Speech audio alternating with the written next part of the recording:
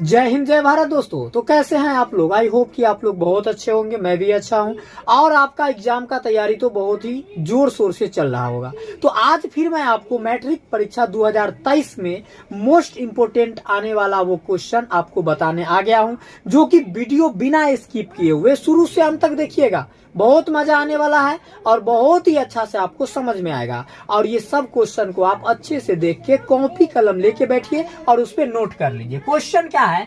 आकृति में DE समानांतर OQ। ये जो आकृति दिया हुआ दिख रहा है ना, इसमें क्या कहा है? DE समानांतर OQ है। मतलब देख लीजिए, ध्यान दीजिए, D यहाँ है, E यहाँ। ये DE जो है ये OQ का समानांतर है, इसका OQ का। फिर बोला DF समानांतर OR। तो देखिए ये DF जो है ये OR का समानांतर है। तो जो पहला वाला है वो एक तीर के चिन्ह लगाया, जो दूसरा वाला है उसमें दो तीर के चिन्ह लगाए, ठीक है। तब बोला है दर्शाइए कि EF समानांतर QR है। मतलब ये EF QR का समानांतर है, ठीक है। तो देखिए इसको सिद्ध करेंगे तो सबसे पहले लिखेंगे यहाँ पे हम लोग क्या, सो देखिए दिया है। तो क्या दिया है? तो दिया है आपको DE समानांतर OQ है। तो जब जहां से समानांतर होता है वहां से हम लोग आधा ऊपर और आधा नीचे लेते हैं, उसको थेल्स प्रमेय बोलते हैं। तो देखिए DE समानांतर क्या बोला? ये DE समानांतर OQ है। नहीं तो ये DE समानांतर OQ किस में आ रहा है? ये वाला त्रिभुज POQ में। तो इसमें होता है आधा ऊपर आधा नीचे। तो आधा ऊपर देखिए PD, यहाँ समानांतर है तो PD और बाई में DO, बाई में DO बराबर होगा ये PE और बाई में EQ, बाई में EQ, ठीक है। तो ये आधा ऊपर आधा नीचे होता है PD या बाई में DO बराबर PE बाई में EQ, ठीक है। जहां से समानांतर होगा यहाँ से हो रहा है। तो इसको हम लोग बोलते हैं थेल्स प्रमेय। जब ये समानांतर हुआ तो यहाँ पे थेल्स प्रमेय से लिया है, इसको मान लेंगे समीकरण 1, ठीक है।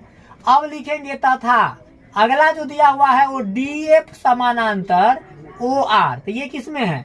DF OR का समानांतर ये त्रिभुज POR में है। तो यहाँ लिखेंगे त्रिभुज POR में।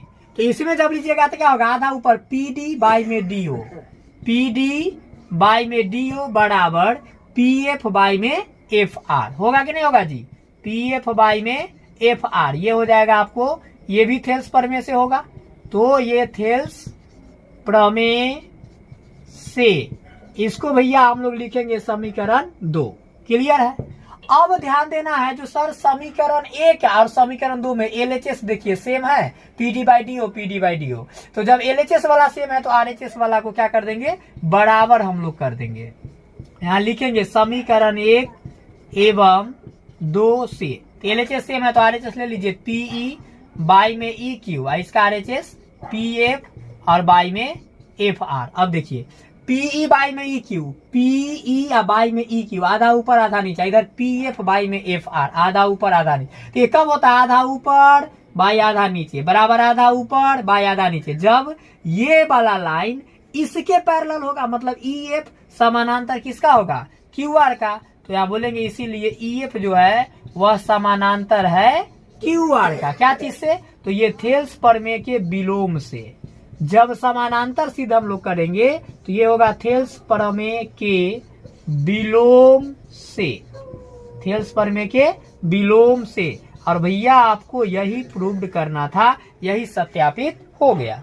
आई होप कि आपको ये सीखने में मदद मिला होगा। तो आप देख लीजिए अच्छे से, इसमें आपको समझ में आया? ये फिगर है, ये चाहे तो आप इसका स्क्रीनशॉट ले ले या वीडियो पॉज करके आप नोट कर लीजिए। समझ गए? तो ऐसे हम लोग ये क्वेश्चन आएगा भैया तो बनाएंगे 2 नंबर में आएगा। क्लियर है? चलिए देखते हैं नेक्स्ट क्वेश्चन। आइए देखते हैं ये वाली क्वेश्चन है जो त्रिभुज ABC में जिसका कोण भी समकोण है। तो सबसे पहले क्या करेंगे? एक ABC त्रिभुज बनाएंगे।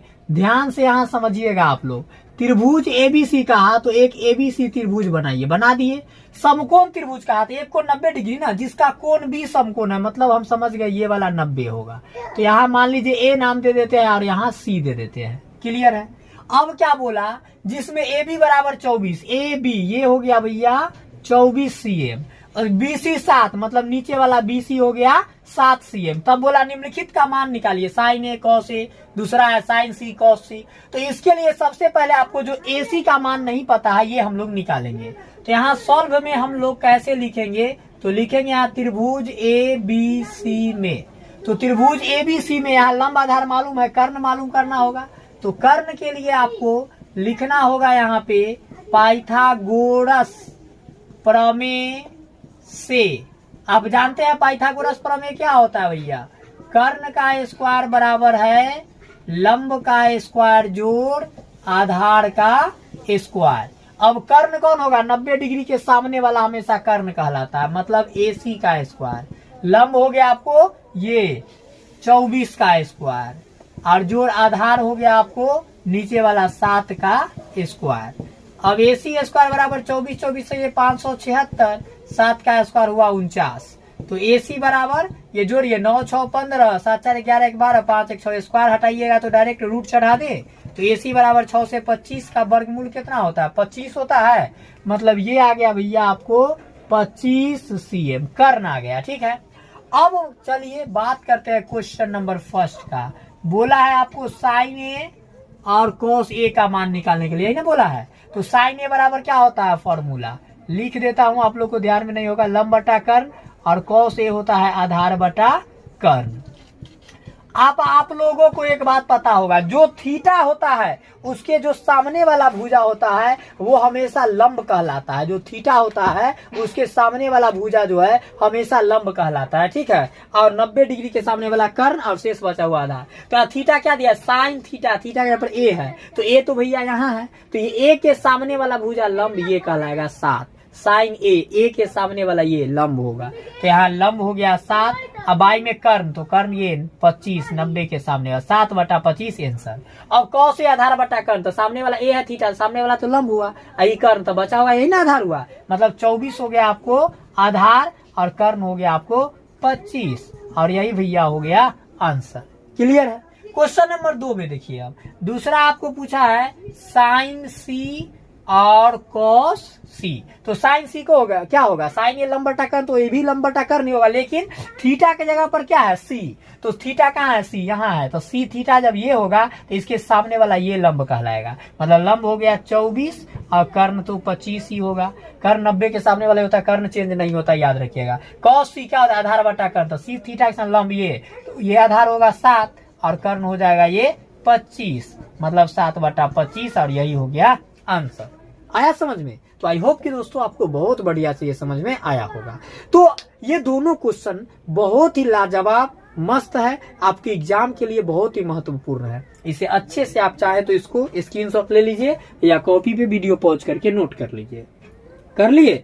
तो अब बताइए ये दोनों क्वेश्चन आप लोग अच्छे से सीखे कि नहीं सीखे। अगर अच्छे से सीख गए तो लाइक कर दीजिए वीडियो को फटाफट, कमेंट करके मुझे बता दीजिए, और अगर अभी तक चैनल को सब्सक्राइब नहीं किया है तो लाल कलर के बटन दबाकर सब्सक्राइब कर लीजिए। बगल में बेल आइकन होगा, उसको ऑल नोटिफिकेशन पर क्लिक कर लीजिएगा, क्योंकि ऐसे ही हेल्पफुल वीडियो मैं हमेशा लाता रहता हूँ। और हाँ, अपने नियर एंड डियर फ्रेंड जो भी एग्जाम देने वाले हैं उनको शेयर भी कीजिएगा। चलिए दोस्तों, मिलते हैं फिर किसी नेक्स्ट वीडियो के साथ, तब तक के लिए बाय, टेक केयर, जय माता दी।